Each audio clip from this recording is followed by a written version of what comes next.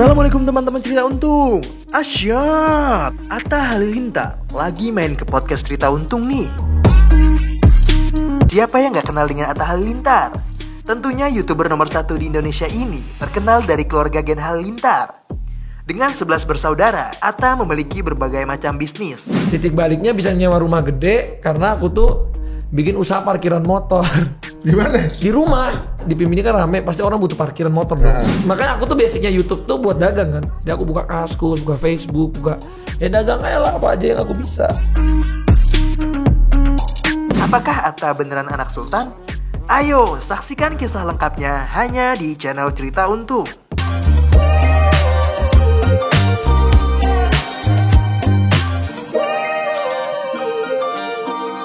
Assalamualaikum warahmatullahi wabarakatuh. Waalaikumsalam. Udah langsung dijawab aja. Masya Allah. Waalaikumsalam. Harus jawab. Oh iya benar. Teman-teman, sekarang tamu kita spesial nih karena dia nih udah kayak punya YouTube ya. Ini dia Atta Halilintar. Terima kasih. Ini senang banget bisa ngobrol-ngobrol. Wah, kita nunggu jadwal udah lama dari tahun 2018. Wah, belum bikin YouTube belum. udah ngelis ini. Iya, benar. Masya Allah.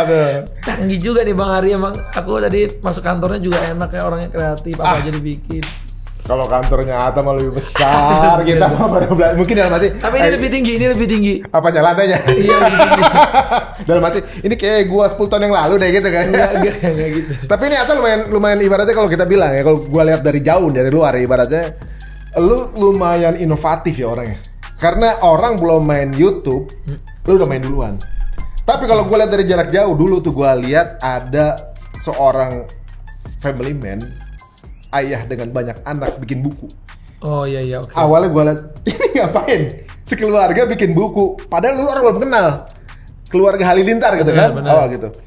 Nah, dengan refleks sekarang nih terbukti gitu apa yang dilakukan beliau di awal gitu. Sekarang udah jadi gitu ibaratnya. Amin. Nah, jadi inovasi itu dimulai dari orang tua lo. Inovasi benar, karena kan semua ini kan kita hadir di dunia ini juga berkahnya dari orang tua gitu ya. Dan ini sih karena anak adik banyak ya. Kalau punya adik banyak, lu anak berapa? Anak pertama. Lu yang pertama. Adik gue 10. Nah kalau aku tuh ya kalau punya adik banyak itu rasanya kita itu harus berinovasi. Jadi kalau aku tuh dari kecil emang orangnya suka banget menang, nggak suka kalah.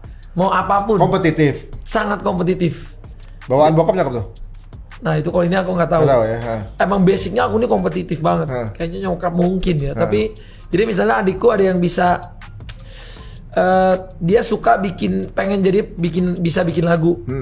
Nah jiwa kompetitif aku muncul. Oh adikku yang nomor 2 ini suka bikin lagu. Harus lebih bisa bikin lagu dari dia. Gitu. Lu kompetisi sama adik lu sendiri? Adik sendiri. Jadi kalau di sekolah sama teman sendiri. Kalau di rumah sama adik sendiri. Jadi misalnya adik saya yang ada nomor 6 Sai, dia suka bikin video, bikin YouTube gitu-gitu. Aku harus YouTube-nya lebih bagus dari dia. Aku akan pelajarin kamera, gimana ngedit yang bagus, gimana grading yang bagus. Sampai aku tuh bisa banyak aplikasi mas. Aku tuh dulu menguasai 6 aplikasi. Edit, Premiere Pro, Final Cut Pro, Ngedit sendiri loh? Iya, aku belajar dari dulu. Terus aku Photoshop bisa, Illustrator bisa.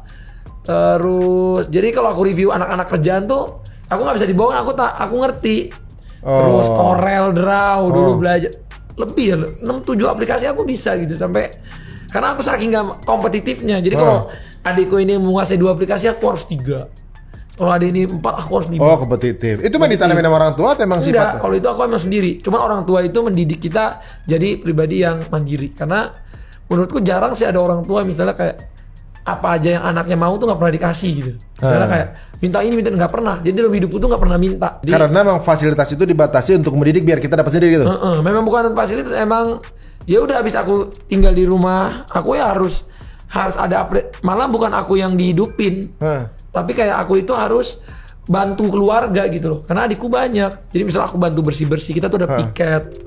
Terus dan lain-lain gitu. Jadi itu menurutku didikan yang keren. Walaupun nanti ketika aku punya anak, aku belum tentu bisa ngikutin kayak gitu. Iya, benar-benar. Belum tentu aku bisa sama kayak didikannya bapak ibuku gitu. Belum tentu bisa nerapin ke anakku gitu loh. Teganya beda. Nah, Ketika orang tua punya teganya udah kayak gitu, menurutku itulah kehebatan orang tua. Iya Dia sih. tahu porsi anaknya gitu. Iya, ada juga gini, ada ini semacam kata ya, ini orang ya entah polanya benar atau enggak gitu. Misalnya orang tuanya dalam keadaan struggling nih, anaknya kebanyakan jadi. Betul, kalau itu aku setuju. Orang tuanya berjuang di hidupnya nih, maksudnya struggling itu hidupnya bukan mewah, anaknya jadi.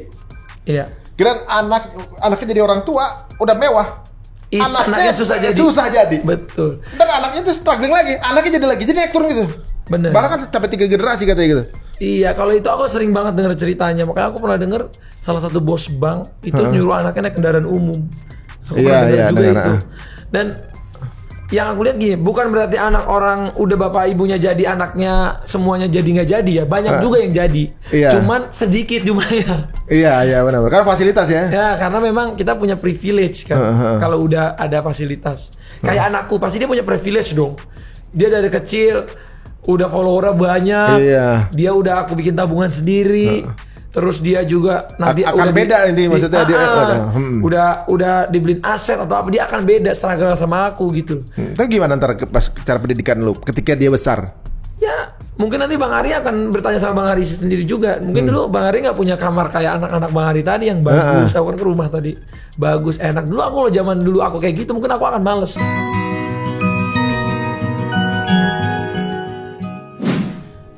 Karena aku ngerasa nyaman. Iya nyaman, benar. Di kamar ada TV, ada game, ada komputer, ada apa gitu loh. Iya, Ada iya, AC, iya. rumahnya gitu.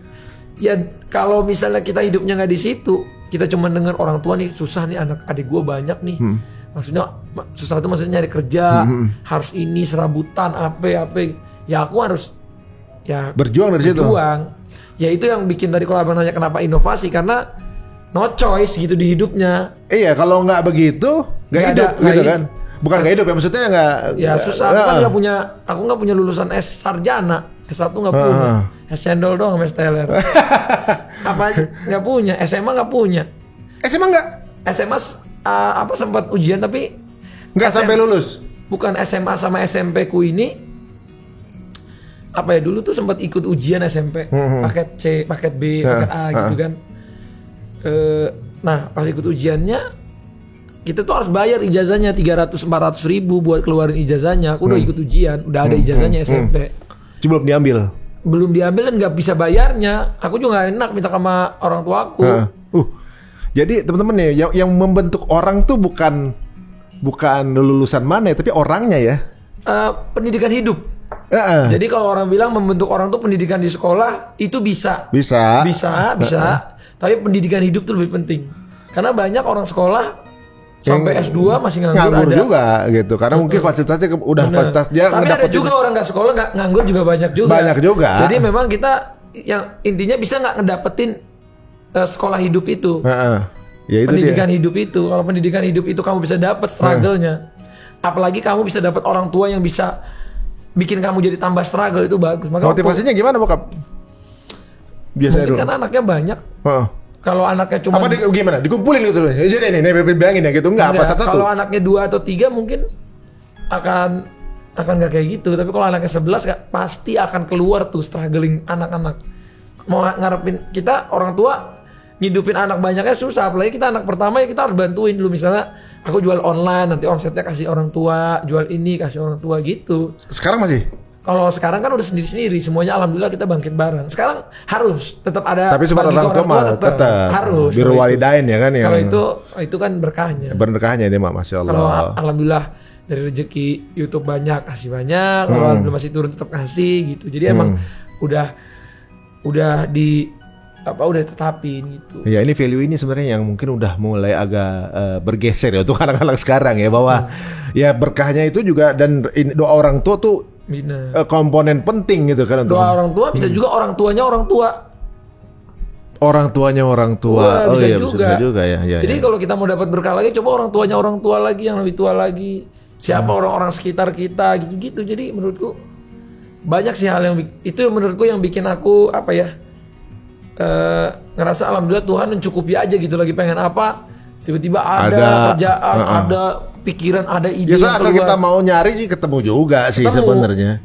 Makanya kalau orang bilang ada the power of kejepit tuh bener.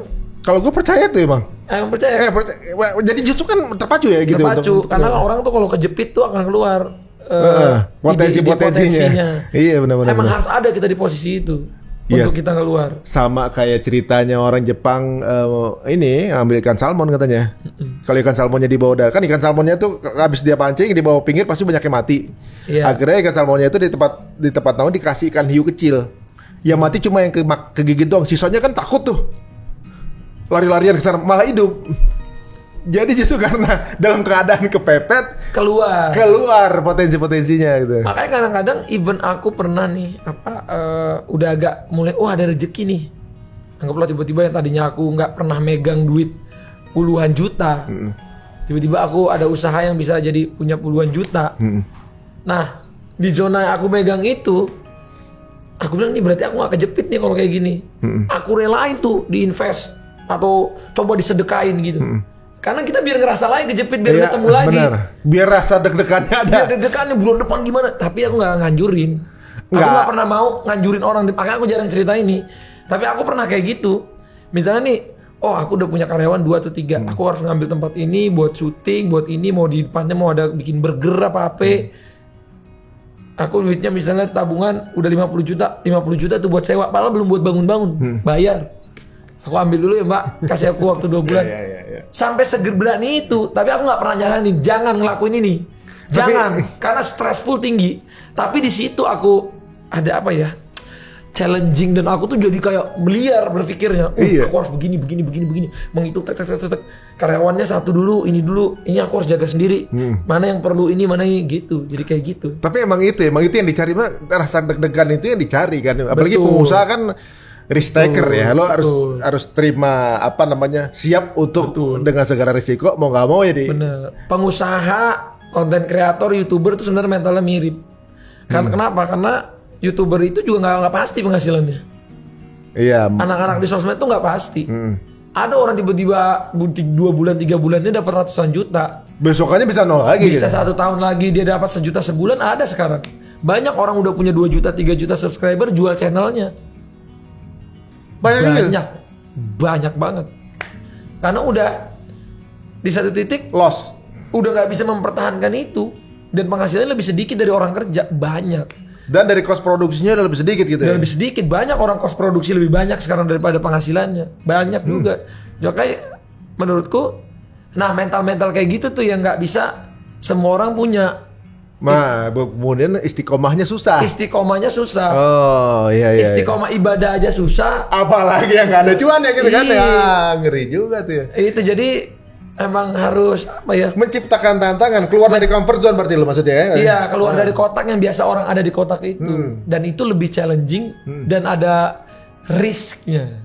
Nah itu risk yang dicari biar kita deg-degan. Risknya itu harus ada biar. Jadi berarti kayak gini teman-teman. Bukan berjudi ya, bukan risk berjudi ya. Risk dalam kamu melakukan tindakan positif. Orang lagi lari jogging, sama dikejar anjing, cepetan dikejar anjing, bener? Cepetan ngejar anjing. Karena deg-degan. Karena ada yang ngejar-ngejar. Iya. Kalau kita nggak ada tekanannya nggak bisa ngebut. Makanya kalau nggak tahu ya ini kadang-kadang takut blunder juga ngomongnya. Kalau misalnya orang kan mau nikah nih, misalnya aku belum punya rumah. Belum punya ini, menurutku itu alasan salah itu. Kalau menurutku ya balik lagi sorry ya. Beda-beda tiap orang, beda-beda kan ada orang juga udah harus mapan nih. Kalau aku enggak, ya udah kamu nikah dulu. Kalau kita udah percaya sama pernikahan kita nih ibadah, terus Tuhan dengar ibadah kita, ada aja. Asalkan kita jangan males.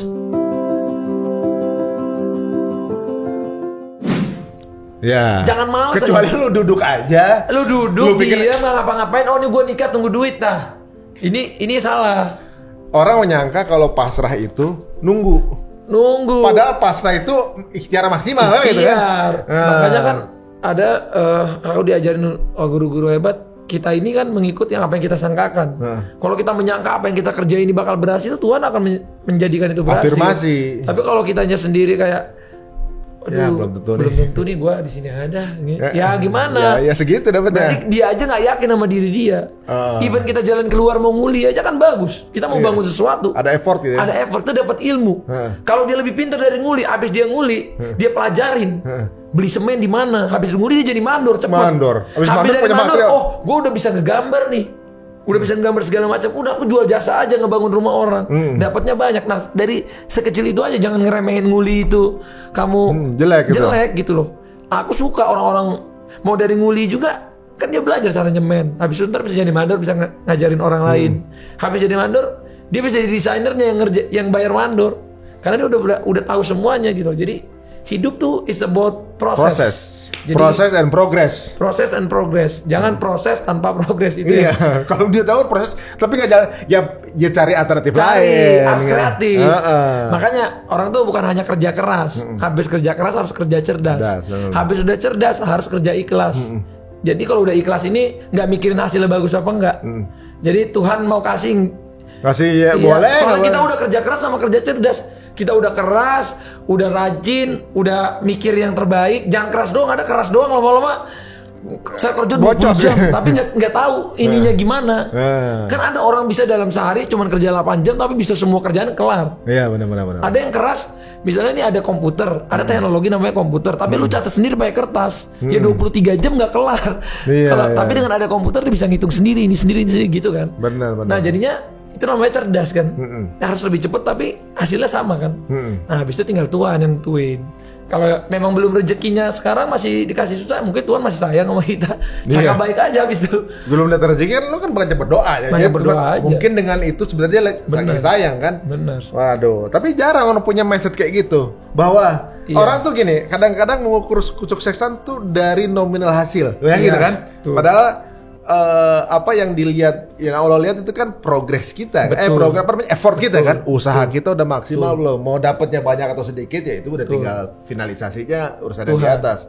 Nah, tapi sampai pada titik itu pemahaman itu tuh memang sekolah hidup atau memang dari orang tua tuh?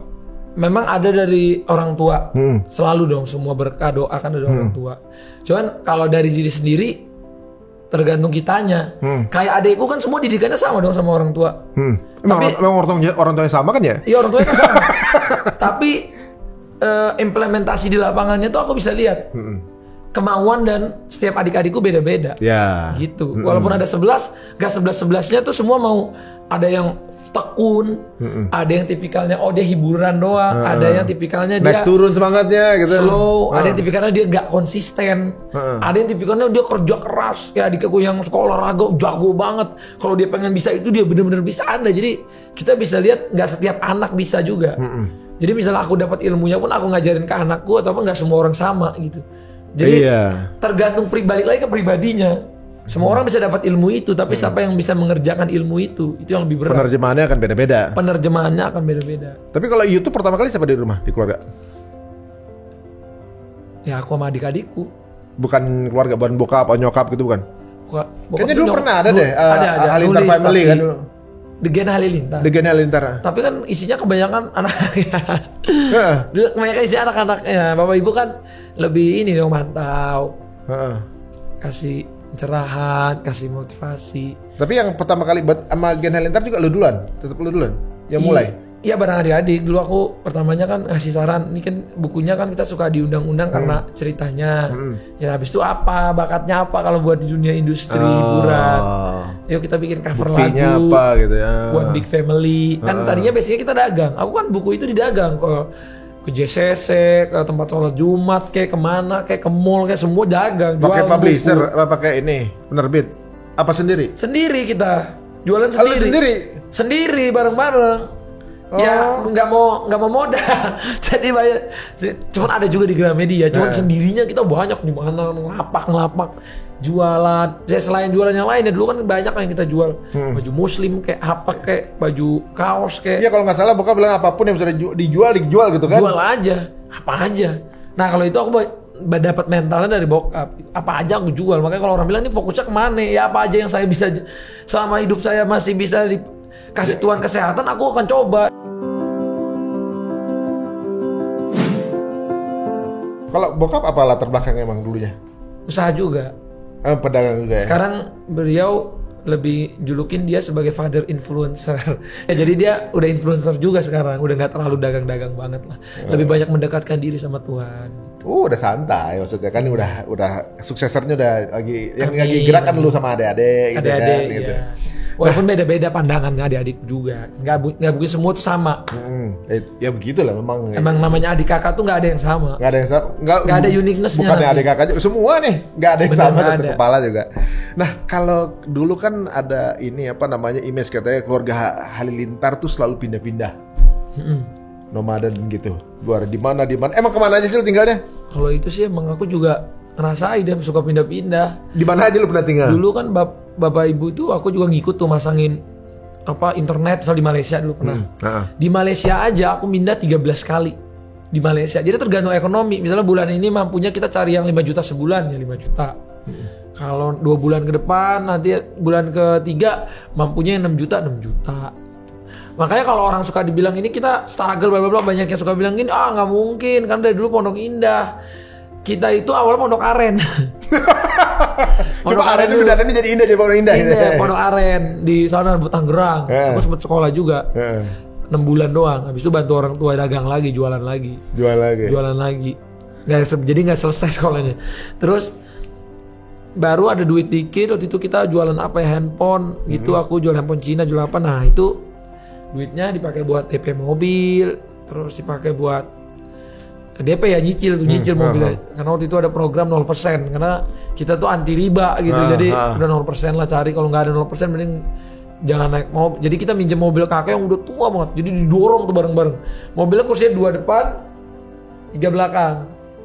Itu 13 orang? 2 depan, 13 orang. Tuh mangku-mangku gitu. Jadi satu orang ada yang mangku, satu orang mangku. Itu bawah atasnya suka bocor air. Jadi kalau sebelum berangkat, kita kalau lagi meeting, biar nggak kelihatan orang nih, malu ke belakang. Di belakang sana, dorong dulu, mogok, ceng, udah tua mobilnya. Mobil jenis apa tuh? Forza namanya, Suzuki Forza mah kecil bukan? Kecil banget bro, dulu mobil kakek, jadi kita dipinjemin. Itu mobil pertama gue juga Forza soalnya. Iya. Itu jadi, kan cuma 5 seat ya? Forza kan? Iya, 2+2, di tengahnya ada dikit gitu. Iya 5 seat kan? Iya, jadi masuk 13 anak. 13 orang, 2+2 orang tua. Ada yang nempel di atas. Enggak bro. Kecil-kecil kita. Kecil-kecil. Kalau udah memang adanya itu muat aja, tenang aja. Bisa juga. Muat aja kan di depan ada yang mangku. Kalau abangnya mepet atau samping gini mepet harus ngalah. Di depan berapa part itu? Setir sendiri kan? Setir sendiri dong, nggak bisa diganggu dong. Kiri bertiga. Berdua sama ibu. Mangku kalau udah 3, jadi 10 belakang, jadi 5 gitu. Jadi duduknya juga harus ada yang maju, ada yang mundur, maju mundur gitu, nggak boleh bareng ini, nggak muat. Ya ampun, belakang 10. Iya, jadi yang mundur mangku, yang maju enggak, mundur mangku, maju belakang enggak gitu. Tapi kan adanya dulu nggak semua badannya gede-gede dong. Oh, masih kecil-kecil semua. Kecil-kecil, cuman lucu aja gitu kayak semua wow. Hasilnya mati-mati gitu. Jadi perjuangan tuh harus ada. Iya. Tapi yang bikin bisa jadi cerita tuh jadinya kan. Cuman kita nggak mau nunjukin ke orang. Jadi kita nggak mau, nggak dilihat orang tuh dikasihanin susah-susah gitu, nggak mau. Jadi kita di depan orang tetap, karena bapak marwah, karena bapak kan ngasih tahu kita jangan malu kalau kita miskin.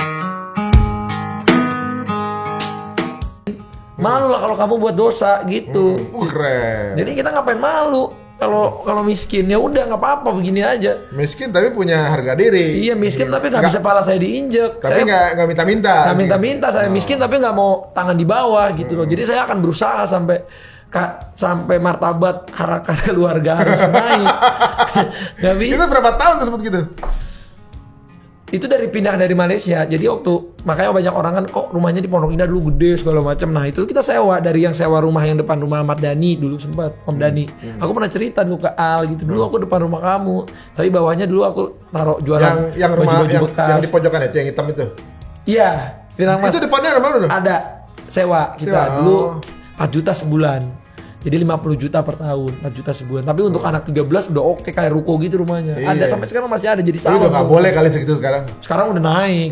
Naik, udah mampu 7 juta sebulan, 8 juta. Nah, titik baliknya bisa nyewa rumah gede karena aku tuh bikin usaha parkiran motor.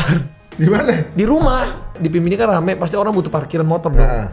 Kalau pelanggan kan biasanya di masjid tuh, atau ada yang buka lahan tuh di samping. Tahu. Nah, untuk karyawan-karyawan selfie, karyawan-karyawan toko segala macam, itu kan butuh parkiran yang tetap yang nggak digeser-geser. Nah, kita cari rumah yang tanahnya gede. Jadi dari parkiran motor aja kita udah kebayar sewanya. Jadi orang kalau datang, canggih juga nih Mas Hatta, rumahnya motornya punya 100. Kalau parkiran semua. Cakep. Parkiran semua. Parkiran punya orang semua dia. Iya. Itu kan takut hilang tuh motor orang gitu. Ada Ya yang kita jaga. jagain, aku ikut. Malah ada yang ikut jagainnya sekarang kerja sama aku. Dan sampai sekarang namanya Kang Ian, jadi manajer di Dulunya tukang tempat parkir? kita. Parkir sama kita, ngangkat-ngangkat. Jadi kita namanya berusaha. Kan nggak harus gengsi-gengsian. Ya udah Mas, mau bulanan berapa? Harian berapa? Kalau sehari kita dapat gopay sebulan 15 juta. 15 juta kan udah tutup sewa listrik gitu-gitu. Iya. Kalau sebulan 15 juta Kalau kan apalagi di PIM banyak yang parkir. iya. Dulu pada zamannya masih bisa gitu karena kan dulu parkirnya nggak sebanyak sekarang. Ya, benar. Akhirnya sampai 2 rumah kita punya sewa Karena untuk parkir. Jadi yang satu buat tinggal, yang satu buat Sewa parkir. jualan online. Udah ada jualan tuh tahun berapa? Udah, aku udah mulai jualan kaskus. Makanya aku tuh basicnya YouTube tuh buat dagang kan. Jadi aku buka kaskus, buka Facebook, ya dagang aja lah apa aja yang aku bisa. Nggak nyangka dari YouTube itu kemudian Nggak tahu. terbentuk profil lu sebagai Nggak Atta tahu. Halilintar. Cuman aku ngeriset apa ya yang bikin laku. Dulu aku suka namanya Casey Neistat. Jadi aku nonton Casey Neistat. Kasih Neistat yang kamera itu dulu kan. Betul, dia pakai kacamata hitam. Nah, aku banyak terinspirasi juga sama dia. Kok dia bisa ya orang ngupload setiap hari nih video. Orangnya juga nggak ganteng gitu kan. Biasa Iya, ya aja. udah kita emang nggak punya keunggulan. Aktor bukan, penyanyi bukan, tapi kemauannya semuanya mau bisa, mau belajar. Try your best aja. Akhirnya jadi juga. Jadi Sebenarnya juga. kalau nyari ada ya. Kalau nyari ada. Nanti kedepannya ada lagi jalannya, bukan hanya YouTube. Sekarang kan udah ada TikTok, ada Facebook, ada Twitter. Berarti masih tetap Tapi dinamis untuk cari mana peluang yang kira-kira. Harus dinamis. Sekarang kita. penjualan sekarang punya ruko, punya toko udah mulai berkurang karena udah bisa jualan online. bener. E-commerce udah ada berapa Naik. aplikasi kan naik. Tapi e-commerce juga mulai berkurang. Ada lagi aplikasi yang udah bisa live langsung. Betul. Jadi emang muter terus. Jadi Kadang-kadang nggak ada yang sustain. nggak ada yang sistem. Nggak ada yang sustain. Motivasi marketing dulu harus gini-gini. Sekarang yang motivasi marketing di jualan gitu anak bocil-bocil gitu. Aduh, sekarang udah mulai geser nih. Makanya kita nggak boleh bergantung sama aplikasi, tapi kita bisa bergantung sama diri kita sendiri.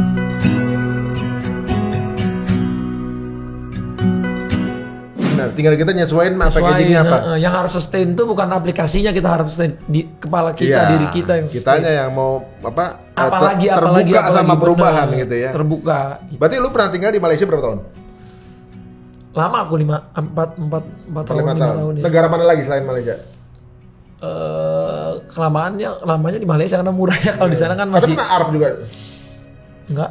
Bokap ya? Kalau bokap dulu emang dari zaman dia sebelum aku ngerti segala macam tentang dunia ini, dia emang udah suka jalan-jalan sih. Udah Jadi anaknya kayaknya- banyak jalan-jalan mulu gitu. Bukan jalan, dia kalau dulu sambil usaha, kalau sekarang baru pure jalan-jalan sambil jadi YouTuber kayak bisa dealing brand di luar kan banyak juga. Misalnya ke Dubai, dealing brand di Dubai. Ke apa dealing brand. Gak semuanya harus ke Dubai mewah pasti mahal nih, enggak juga kan. Kan kalau kita ke sana ada hotel yang bayar kita buat nginep. Iya. Dapat rezeki lagi. Enaknya di situ ya, Nah, malah. gitu. Jadi kan gak semuanya bayar. Orang ngelihatnya kayak kita semua spend gitu Semua ya. spend kan nggak semua. Oh dia gile nih, hotelnya bisa presiden tuh, siapa tahu hotel itu emang dia seneng dimasukin video, dikontenin buat promo mereka gitu. Itu mesti riset dulu kan. Bisa riset dulu. Jadi nggak semua liburan tuh akan menghabiskan duit gitu. Bisa jadi tiket Malah pesawat justru disupport, malah malah bisa ngasilin duit. Nah ini kan ada di media tuh sebenarnya orang ngelihatnya sebuah menyenangkan karena terkenal, orang kenal gitu, sebuah menyenangkan. Tapi banyak orang nggak tahu bahwa berada di media adalah sasaran empuk. Betul. Untuk segala opini-opini yang kadang-kadang di luar dari jangkauan kita gitu. Kan kalau apalagi dengan zaman sosial media sekarang nih, netizen itu udah kayak udah kayak polisi moral kita gitu ya. Maksudnya semua tuh bisa di judgement. Dan kita nggak bisa kasus-kasus sekarang aja gitu kan. Kalau udah diupload di sosmed langsung ketangkep tuh orangnya. kalau masuk ke sosmed diproses. Sekarang belum masuk sosmed ya mungkin juga diproses. Cuma prosesnya nggak secepat itu. Iya, mungkin kayak sekarang tuh kalau ada yang viral dikit nggak nyampe 24 jam udah ditangkap aja. Iya. Nah, udah pasti ya yang ada di media tuh pasti pernah kena serang. Semua pernah kena serang. Lu pernah kena serang berapa kali? Aku sih kayaknya udah nggak bisa dihitung ya, udah nggak kehitung. segala macam dari aku masih jomblo, dari masih single. Lu respon yang ngerasa paling parah itu pas kapan? Maksudnya kadang kan ya orang misalnya udah keseringan kena bully jadi santai. Kalau aku udah di fase itu sih. Enggak, kalau pas awal pasti lu punya respon yang beda dong. Kaget dengan serangan kayak gini. Apa respon lu di awal dulu? Gemeteran aku dulu. Kalau dulu ya, 5 tahun lalu, 6 tahun lalu gemeteran. Gemeteran, bisa tidur, nangis sendiri. Nangis gak tahu alasannya apa. Kesel aja gitu kan? Nangis aja, tiba-tiba lagi mau tidur nangis itu air mata. Aduh kenapa ya? Udah kayak orang gila. Kayak mental break, mental hancur. Jadi kalau aku lihat di luar kenapa ada public figure bunuh diri. Dari Korea tuh ya kebanyakan. Narkoba, alkohol, jadi mabuk-mabukan sampai ngilang apa loncat dari jembatan atau tiba-tiba overdosis.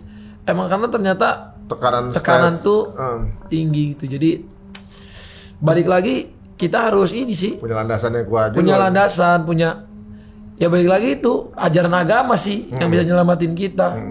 Oh Tuhan gak suka orang ngakhirin hidup begini. Balik lagi kemana? Oh kita ada sholat ternyata yang bisa nenangin hati. Benar. Walaupun gak sholat gue gak tenang juga tetep itu pas itu. Gak tenang juga. Cuman ya paling gak ada yang dilakuin. Karena ngadu gitu lah ya. Lebih banyak dulu serangan ke pribadi, personal, apa keluarga? Semuanya udah sih. Semuanya pernah. Personal, pribadi, keluarga, istri, anak semua udah. Nah kalau sekarang lu menyikapinya gimana? Kan udah mateng nih sama.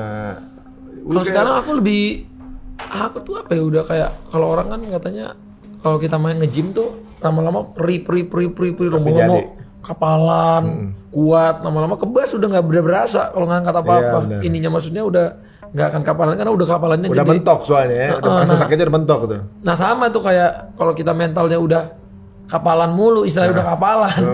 Jadi ya udah teruji lah ya. Udah. Tapi tetap manusiawi ada. Cuman juga. emang kita nggak boleh to care, nggak boleh care sama omongan-omongan gitu. To care to heart.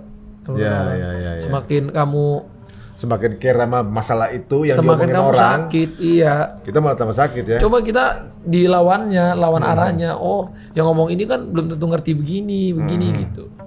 Nah, enak nih kayaknya nih. Pas banget nih, haus. Langsung masuk ya, boleh juga nih. Nih silakan, Abang. Ini capek. Wih, enak nih susu gini nih. Hah? Susu kurma ya? Susu kurma nih. Tahu aja saya lagi haus. Makanya.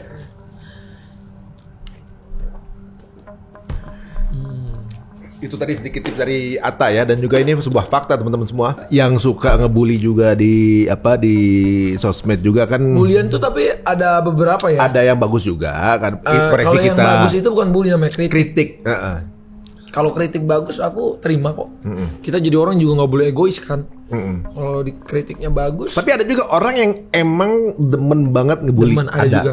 Misalnya dia ngeliat satu kasus apa nih ya lagi viral, dia langsung ke akunnya karena kepengen bully. Ada loh yang kemudian kayaknya kasus Hunter gitu, misalnya artis siapa lagi viral, langsung deh ke akunnya biar bisa ikutan ngebully tuh artis atau sosok apa. Ada kepuasan tersendiri karena sekarang tanggung jawab orang itu sangat kecil banget kan, jaraknya cuma jempol sama handphone doang kan gitu kan.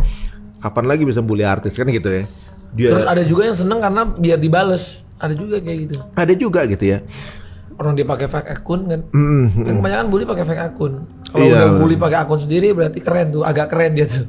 Berani tuh. Berani. Jadi itu biasanya kritik yang kayak gitu. Iya, biasanya kritik. Kalau bully, tapi ada juga sih yang bully-bully kata kasar pakai akun, ada juga. Ada juga ya. Tapi kalau ada nggak pernah dibully nggak sama orang yang lu kenal? Orang yang kenal, misalnya YouTuber juga atau artis juga misalnya. Mungkin. Pernah ada? Pernah lah, pasti nggak mungkin. Nggak mungkin nggak ada orang yang nggak nggak suka itu pasti orang pasti ada, sampai sekarang pun pasti ada yang nggak suka juga kan. Kita kan nggak bisa maksain semua orang suka sama kita. Bener. Yang bisa kita lakuin hidup kita apa kita jalani. Kalau kita salah ya kita perbaiki. Namanya manusia. Kalau kita yang baik istilahnya yang baik disuburkan, yang jeleknya dikuburkan. Iya, lagi pula kan ya. Yang salah itu kalau kadang-kadang kan aku pernah nemuin beberapa orang yang bully-bully ini kan. Maksudnya habis diketemuin ya, emang iseng aja, mau cari popularitas atau apa. Pansos sama kasus itu ya. Kadang-kadang gitu aja. Tapi emang kadang-kadang pas ditemuin tapi orang. Tapi ada yang bener buliannya tuh. Maksudnya? Ada juga yang bener. Misalnya kayak kasus Sambo kemarin tuh, yang bully kan ada juga yang bener. Jadi bully itu kita bisa lihat dari sisinya juga. Misalnya nih, dari konten ini, misalnya kita bikin konten atau bikin karya atau bikin apapun, ketika buliannya ini 80%, udah pasti salah tuh, elunya yang salah. Kalau 80%-nya, terus udah gitu kita lihat bahwa kita review yang ngebully siapa gitu orang-orang. Iya, itu udah pasti kita yang salah. Kita yang salah, harus introspeksi kan. Introspeksi, tapi kalau bully di saat 80%-nya suka, 20% ini, tapi kan 20% ini banyak. Kalau dari 1 juta penonton aja 20% 200.000. GBK nggak muat itu. Banyak. GBK aja kan 70.000 kalau nggak salah kan 80.000. Itu 200.000. Kalau dikumpulin kan rame itu. Tapi itu, ya kalau itu kita masih bisa, masih bisa coba masih pelajari. lebih banyak yang positifnya kan gitu kan. Masih banyak positifnya. Ya kalau apalagi yang bully cuma 1% misalnya. Cuma 10.000 orang atau 5.000 orang ya kan itu. Kalau Ustadz bilang, kalau lihat dulu siapa yang bully. Kalau yang bully orang baik, kita yang salah. Kalau yang bully emang orang-orang yang... Tapi orang baik jarang bully. Mengingatkan, beda. Iya, mengingatkan maksudnya. Misalnya latar belakang ini orang baik sebenarnya. Tapi kalau saat itu ikutan ngeritik kita gitu. Kalau ngeritik tuh boleh. Itu berarti kita yang keliru. Kita yang keliru. Kita harus akuin juga. Aku banyak kok bikin... misalnya kita keliru ya maaf ya, kita keliru. Malah jangan... Maaf ya, kan saya begini kan, gak usah pembenaran lagi. Udahlah, saya maaf, saya salah. Jadi tipenya yang tipe-tipe klarifikasi gitu kan? Udahlah, saya salah, saya gitu aja. Saya kalau udah salah, saya akan ngaku salah. Kecuali memang bulinya ini tiba-tiba ngebully anak saya. Dulu pernah sampai anak aram apa itu, istri saya sampai nangis kena baby blues apa gitu-gitu. Nah, saya tangkap tuh orangnya. Tangkap masuk dulu di kantor. Tapi emang udah terlalu parah karena dia bulinya bukan sekali 2 kali, 6 bulan. Allahu Akbar. 6 bulan gak berhenti. Ada masalah apa dia?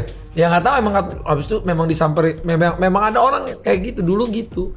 Ada orang ya maksudnya ada juga, ya aku gak mau nyebutin. Ya ibaratnya maksudnya memang ada yang kayak gitu-gitu ternyata. Dari jempol itu dia gak tahu itu dosanya bisa jariah kan.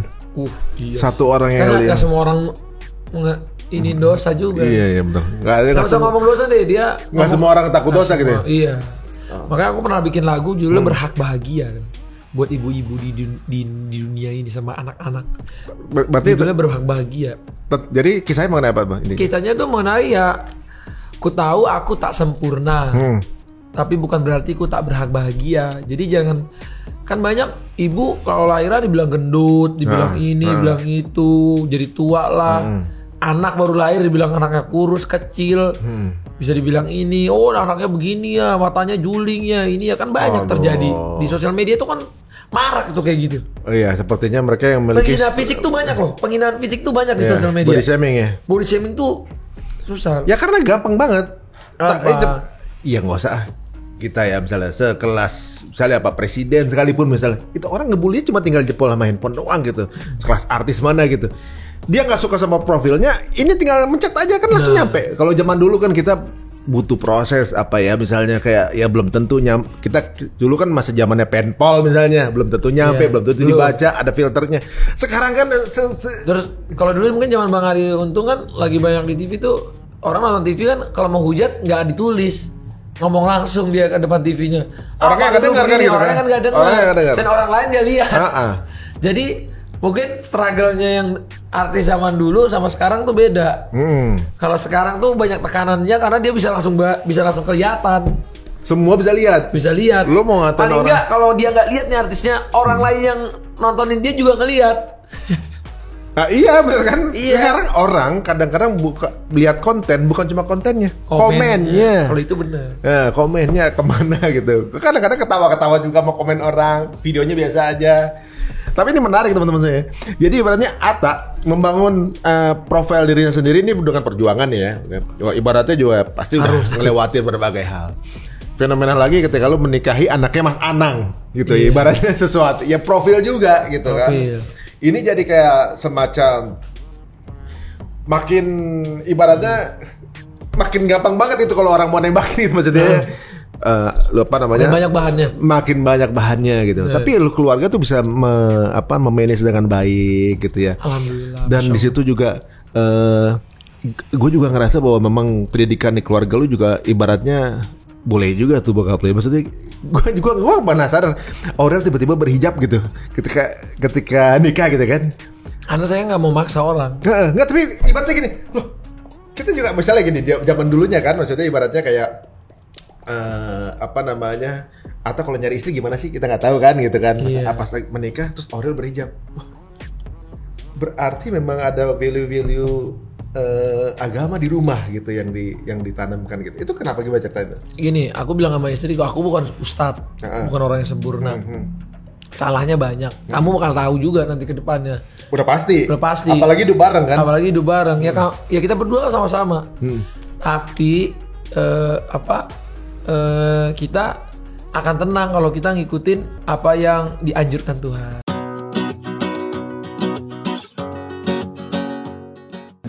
Tuhan gitu. Ya udah nggak ada masalah apa-apa. Udah, jadi kalau waktu dia make aku ngomong gitu. Kalau sebelum dia make aku gak akan ngomong kayak tadi. Gak akan ngomong. Sebelum dia make diem aja. Cuman paling aku tuh kalau dia pakai jilbab aku bilang, ih kamu cantik banget kalau pakai jilbab. Gitu doang. Gak usah yang kayak pakai dong jilbab, gua gak mau ya kayak gini nih. Gak gitu. Karena aku pengen dia make itu karena kemauan dia. Karena dia cinta sama hijabnya. Bukan karena suami. Bukan suaminya yang nyuruh gitu. Bukan. Karena kalau enggak nanti ketika dia kecewa, kecewanya sama suaminya. Gitu. Jadi kalau karena gue nurutin lu nih. Iya nih, gara-gara lu nih gue begini. Salah lu jadi, bukan salah Renyatnya, bukan pilihan dia. Tapi emang aku ngeliat banyak banget perubahan positif dia habis menikah tuh. Ya kayak misalnya ibadah nggak usah aku suruh gitu. Jadi dia mungkin ngelihat aku lama-lama ikut gitu kan. Jadi ya aku bangga lah sama istri yang nggak gengsi untuk berubah, untuk ngikutin sesuatu ya, untuk ngambil hal-hal positif dalam pernikahan. Jadi ya keluarga kalian sweet banget gitu, ibaratnya tumbuh bareng. Orang ngelihat progresnya, perkembangannya, tumbuhnya. Terus iya sih, emang karena ngejalaninnya juga kayaknya santai aja, nggak yang kayak gimana-gimana gitu. Mungkin karena perubahan ini ya. Kalau dulu kan pas masih single, apa-apa tuh pengen aku capainya cepet, pengen kejar, kalau udah punya keluarga tuh lebih kalem, lebih take time lah, menikmati ya. Lebih ada pagi waktu main sama anak. Tetap ada waktu main sama anak? Harus. Aku pagi paling nggak cium kanan cium kiri, lihat kucing, kasih makan kura-kura kayak atau ya main aja sama dia. Kan bahkan ada kalau nggak salah hadis atau apa ya. Jadi kalau nggak salah ya, ini sorry koreksi ya kalau salah. Kayak kamu ketika bermain sama anakmu, jadilah kamu kayak mereka gitu loh.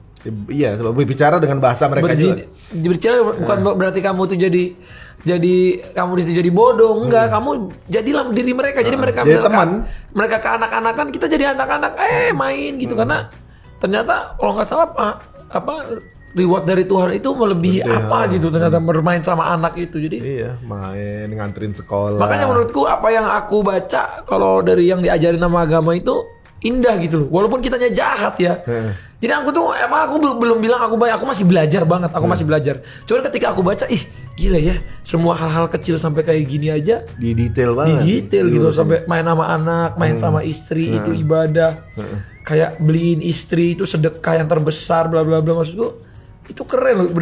Ternyata sedekah terbaik itu ke istri gitu kan. Iya, ngajak jalan istri itu lebih pahalanya lebih besar daripada iktikaf sebulan di Nabawi. Tuh. Oh, kita ajak jalan aja terus istri gitu. Iya, nah, coba sama istri iya benar, habis itu belanja ya. Cuma tapi jalan karena emang hemat-hemat ya belanja. Iya, benar. Jalan dulu, jangan belanja dulu ya. Nanti kalau belanja.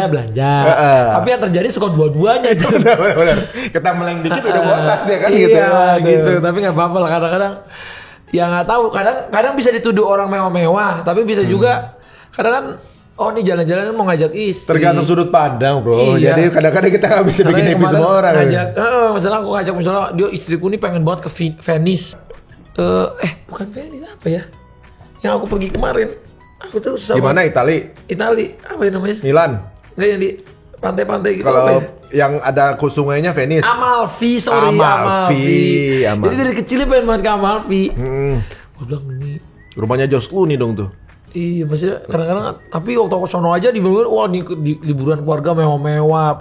Tapi kan memang kita pengen senengin bini. Kalau ada rezekinya kan itu boleh. Iya, misalnya nih, nanti kita next bulan ini kita umroh misalnya.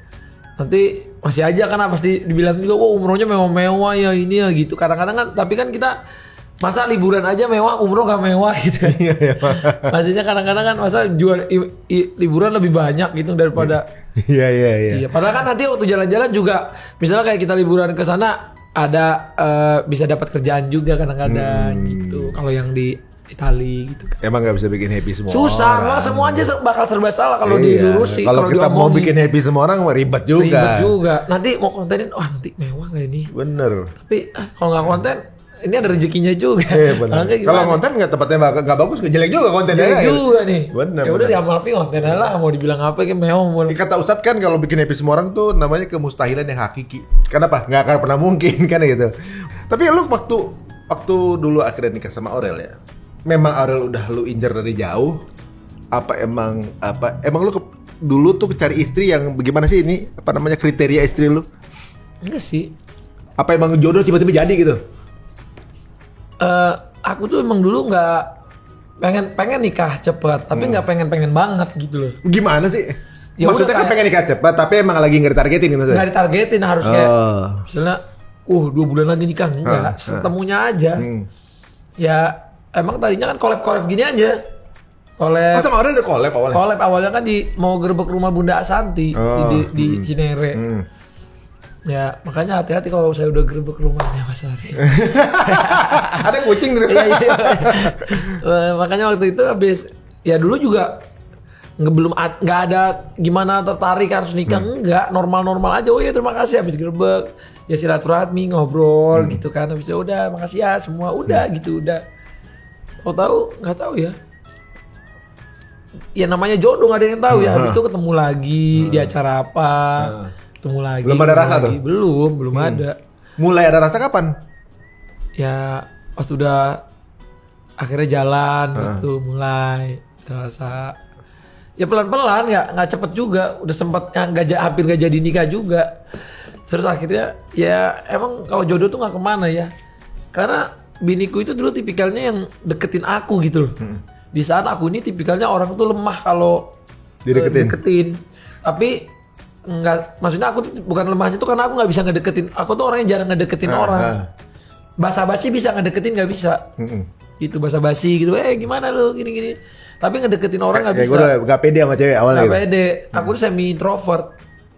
Gak tahu introvert apa enggak ya aku. Tapi kebanyakan yang di YouTube karena sehariannya awalnya introvert kebanyakan. Iya, karena nggak bisa lepas di situ. Bisa lepasnya cuma di situ, nggak bisa kayak ketemu orang rame gitu. Ya jadi karena gitu ya dia itu tipikal yang kayak nanyain ini Terus lu nyaman, udah mulai nyaman. Nyaman baru. Ya. Berapa lama tuh proses? 2 hari lah. Ya bener loh. 2-3 hari itu kok nyaman gitu karena dia care gitu. Nyaman ya belum sayang. Oh nyaman juga nih ya. Dari situ baru ngobrol. Terus sering diajak main ke Cinere, ketemu Bunda, ketemu Pipi, ketemu apa. Ya udah terus seiring berjalan waktu ya tiba-tiba emang Tuhan udah siapin dia buat jadi jodohnya saya gitu. Nah kan waktu kejadian itu kan ya viral juga ya, termasuk heboh juga gitu. Dekatan kalian kemudian nikah gitu ya. Dekat kemudian nikah gitu ya. Yang belum lama kejadian ini kan yang difikirkan sama kan ade lu nih. Deket-deket ya nggak bakal nikah juga kan, akhirnya ternyata memang takdir berkata lain gitu kan. Iya. Nah kalau menurut sendiri apa sih sebenarnya problemnya? Oh itu aku nggak tahu tuh karena itu kan mereka. Cuman ya mungkin kalau Torik tuh dia tipikalnya mau kayak aku mungkin mau nikah gitu. Dia punya, udah kepengen nikah. Iya mungkin dia yang lebih tahu mereka berdua sih. Ada satu hal mungkin ini ada yang nggak serak di sini, yang ini ada nggak serak sini kan kita nggak tahu ya. Tapi kan kita sebagai abang cuma bisa ngedoain yang terbaik. Baik buat adik itu ya.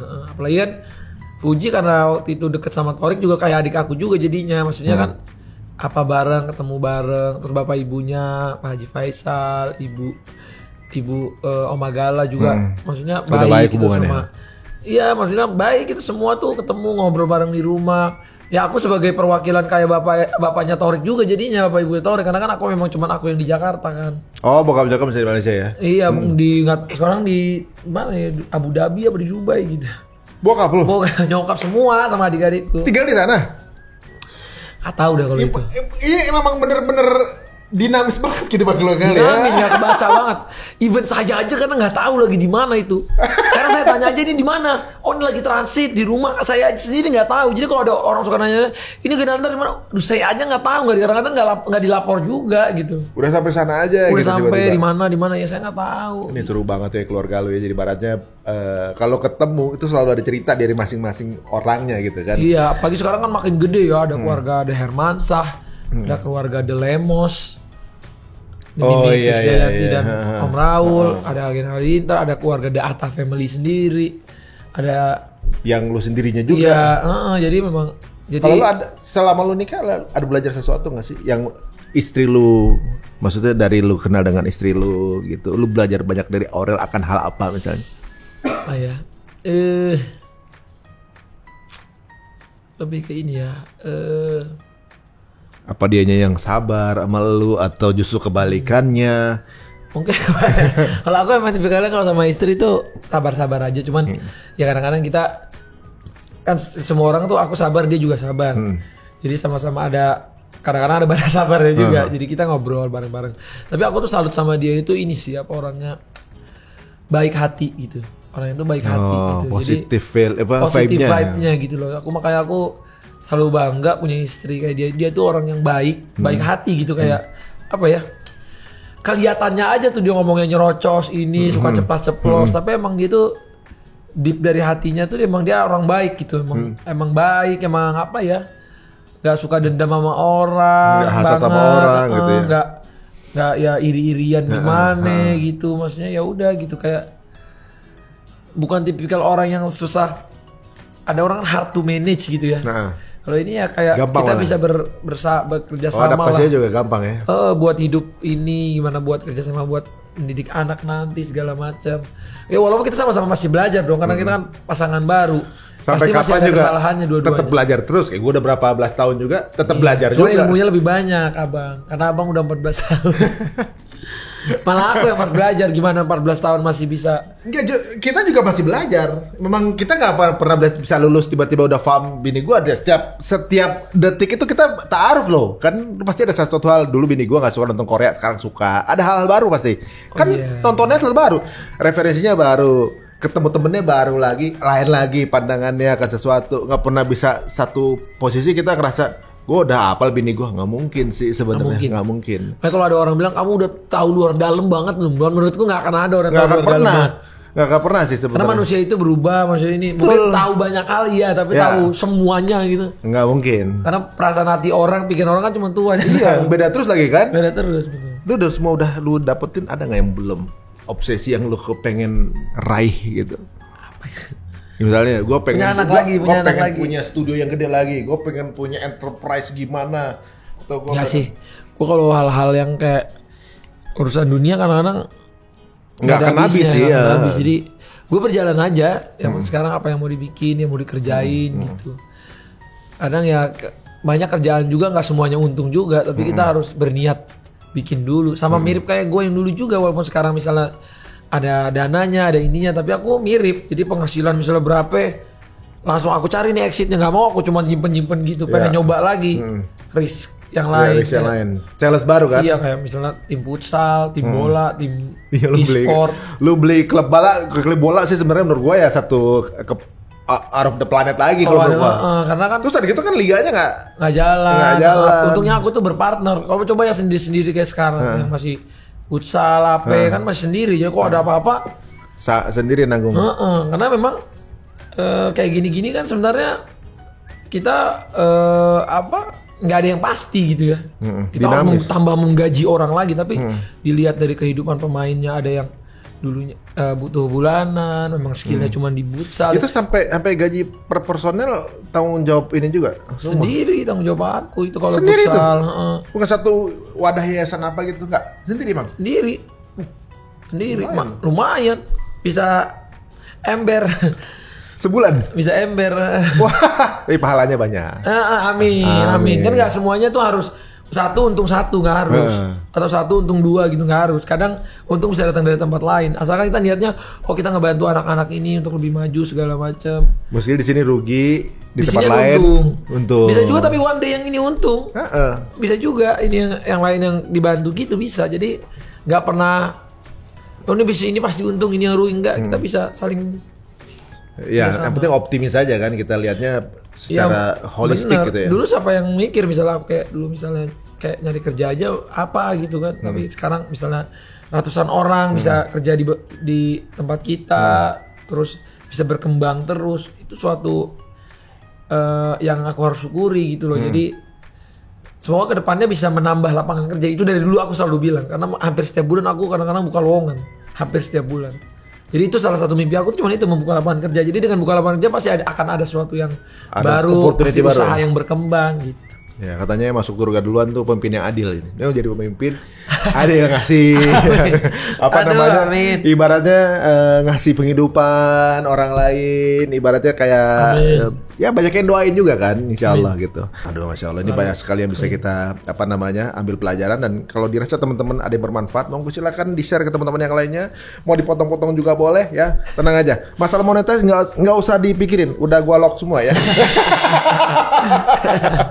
Waduh, makasih banget nih bro. Terima kasih Bang Ari. Ya mudah-mudahan kita bisa ketemu lagi di lapangan. Amin. Ya. Tapi latihan dulu ya bang, aku nggak enak nanti. Nendang langsung masuk. Dari jauh masuk. Aduh. Besok nggak akan ada lagi. Oke siap. Besok nggak akan ada lagi, sekali nggak akan lagi. 2 kali mungkin ya. Terima kasih semua teman-teman yang udah nonton. Sampai ketemu lagi di Cerita Untung. Assalamualaikum warahmatullahi wabarakatuh. Waalaikumsalam.